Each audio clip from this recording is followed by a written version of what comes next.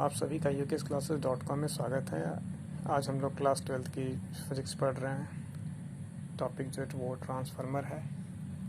कुछ दिन से मैं आपको वीडियो अपलोड नहीं कर पा रहा हूँ क्योंकि बारिश से इधर थोड़ी सी ख़राब हो गई है, तो ये समस्या बढ़ गई है। लाइन रहती नहीं है थोड़ी सी, और मोबाइल भी मेरा थोड़ा सिस्टम थोड़ा ख़राब हो गया है, तो केयर सेंटर भी नहीं जा सकता हूँ अभी क्योंकि रास्ता जो है पानी से कट गया है। तो किसी तरह मैं वीडियो अपलोड कर रहा हूँ आज। तो आज हम लोग ट्रांसफार्मर के बारे में चर्चा करते हैं। और वीडियो आप लोग को नहीं मिल रही, इसके लिए इसलिए मैं आपसे क्षमा मांगता हूँ। तो आइए हम लोग टॉपिक पढ़ते हैं ट्रांसफार्मर के बारे में। तो ट्रांसफार्मर क्या है? तो ट्रांसफार्मर एक ऐसी स्टैटिक डिवाइस है जो वैद्युत ऊर्जा को एक परिपथ से दूसरे परिपथ में स्थानांतरित करती है, और साथ ही ये लो वोल्टेज और हाई करंट को हाई वोल्टेज और लो करंट में बदलता है, तथा हाई वोल्टेज और लो करंट को लो वोल्टेज और हाई वोल्टेज में कन्वर्ट करती है। ये ट्रांसफार्मर है। ट्रांसफार्मर जो है ये म्यूचुअल इंडक्शन के सिद्धांत पर कार्य करती है। आखिर है क्या ये म्यूचुअल इंडक्शन? तो जब प्राइमरी वाइंडिंग में AC सप्लाई दी जाती है तो इस वाइंडिंग के चारों ओर प्रत्यावर्ती अल्टरनेटिव स्वभाव का नेचर का मैग्नेटिक फील्ड क्या होता है, प्रोड्यूस हो जाता है, उत्पन्न हो जाते हैं, और इस चुंबकीय क्षेत्र के कारण जो है सेकेंडरी वाइंडिंग में इलेक्ट्रोमैग्नेटिक इफेक्ट उत्पन्न हो जाता है। तो यह है म्यूचुअल इंडक्शन का जो प्रिंसिपल है। अब हम लोग चर्चा करते हैं क्लासिफिकेशन ऑफ ट्रांसफार्मर के बारे में। तो क्लासिफिकेशन ऑफ ट्रांसफार्मर की बात करें तो कई प्रकार के ट्रांसफार्मर हैं, जैसे on the basis of output voltage, यानी कि आउटपुट वोल्टता के आधार पर।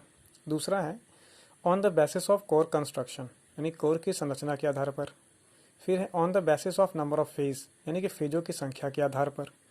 फिर है on the basis of cooling system, यानी कि शीतलन प्रणाली के आधार पर। और फिर पाँचवा हमारा है on the basis of output capacity, यानी कि आउटपुट क्षमता के आधार पर। तो ये 5 तरह के हमारे ट्रांसफार्मर होते हैं। और ये जैसे हम बात करते हैं आउटपुट ट्रांसफार्मर के बारे में कि आउटपुट वोल्टता के आधार पर जो है 2 तरह के ट्रांसफार्मर होते हैं, स्टेप अप और स्टेप डाउन। कोर की संरचना के आधार पर अगर बात करें तो ये 3 तरह के होते हैं इसमें, जैसे कि सेल प्रकार के ट्रांसफार्मर, कोर प्रकार के ट्रांसफार्मर, डायरी प्रकार के ट्रांसफार्मर। और फेजों की संख्या के आधार पर बात करें तो 2 तरह के ट्रांसफार्मर होते हैं, एक तो सिंगल फेज ट्रांसफार्मर होते हैं, दूसरा 3 फेज ट्रांसफार्मर होते हैं। शीतलन प्रणाली के आधार पर अगर हम बात करें तो 4 तरह के ट्रांसफार्मर होते हैं। एक जो पहला होता है प्राकृतिक रूप से शीतलन ट्रांसफार्मर, दूसरा तेल द्वारा शीतलित ट्रांसफार्मर होती है, फिर जल द्वारा शीतलित ट्रांसफार्मर होता है, फिर वायु दाब द्वारा शीतलित ट्रांसफार्मर होता है। तो शीतलन प्रणाली के आधार पर 4 तरह के ये ट्रांसफार्मर होते हैं। अगर आउटपुट क्षमता के आधार पर बात करें तो 2 तरह के होते हैं, एक होता है ऑटो ट्रांसफार्मर, दूसरा इंस्ट्रूमेंट ट्रांसफार्मर होती है। तो इतने कुछ इस प्रकार के ट्रांसफार्मर हमारे पास हैं। और हम लोगों ने अभी जैसे चर्चा किया कि कूलिंग सिस्टम के आधार पर, तो कूलिंग सिस्टम के आधार पर जैसे नेचुरली कूल्ड हैं ट्रांसफार्मर हैं, इसकी जो कैपेसिटी है तो लगभग 20 की VA के आसपास होती है। अच्छा, उसके बाद हमारे पास में ट्रांसफार्मर होते हैं ऑयल कूल ट्रांसफार्मर, फिर वाटर कूल ट्रांसफार्मर और एयर प्रेशर कूल ट्रांसफार्मर। तो ये कूलिंग सिस्टम के आधार पर ट्रांसफार्मर के नाम है। अच्छा, तो इतने प्रकार के ट्रांसफार्मर होते हैं। तो चूँकि हम लोग क्लास 12th के बारे में चर्चा कर रहे हैं तो हम लोग चर्चा करते हैं on the basis of output voltage कि तो इसके आधार पर जो ट्रांसफार्मर पाए जाते हैं या होते हैं वो 2 तरह के ट्रांसफार्मर होते हैं, तो स्टेप अप ट्रांसफार्मर और स्टेप डाउन ट्रांसफार्मर। तो स्टेप अप ट्रांसफार्मर की अगर हम बात करें तो वैसा ट्रांसफार्मर जो लो वोल्टेज को हाई वोल्टेज में कन्वर्ट करता है स्टेप अप ट्रांसफार्मर कहलाता है। यहाँ मैंने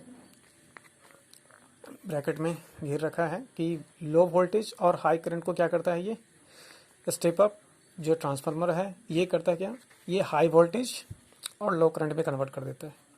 उसी प्रकार से स्टेप डाउन ट्रांसफार्मर जो है वो क्या करता है कि ये वैसा ट्रांसफार्मर है जो हाई वोल्टेज को लो वोल्टेज में कन्वर्ट कर देता है।